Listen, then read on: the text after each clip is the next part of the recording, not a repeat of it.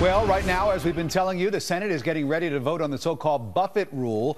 That's the plan being pushed by the president, opposed by Republicans, to raise taxes on millionaires. It's estimated the Buffett rule would have an immediate impact on 210,000 individual taxpayers who earn over $1 million a year in salary. By 2015, though, just 3 years from now, that number would more than double, raising taxes on more than 430,000 households.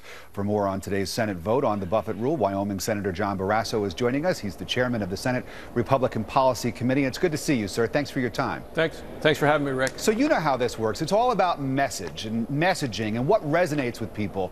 And people hear that millionaires and billionaires are paying a lower tax rate than their secretaries, and they say, hey, wait a minute, that doesn't sound right. But you believe that it's okay, right?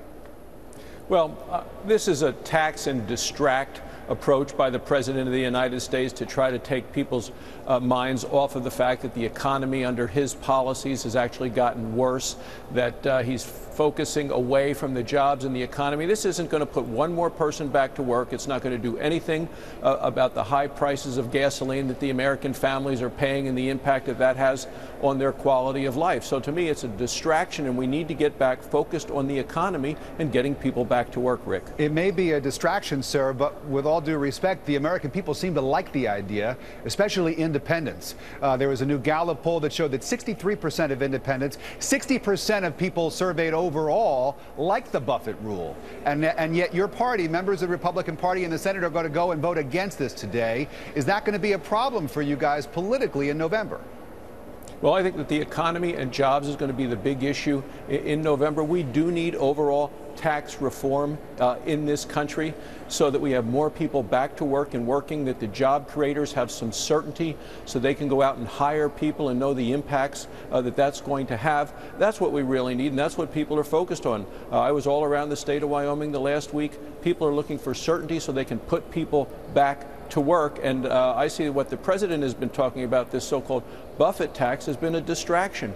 With the president's spending, the deficit from last year alone, you'd have to collect this Buffett tax for the next over 200 years just to make up for last year's deficit alone. You talk about a comprehensive overhaul of the tax code, and that's something that your colleague in the Senate, Rob Portman, is talking about as well. But realistically, is that something that we're likely to see in an election year?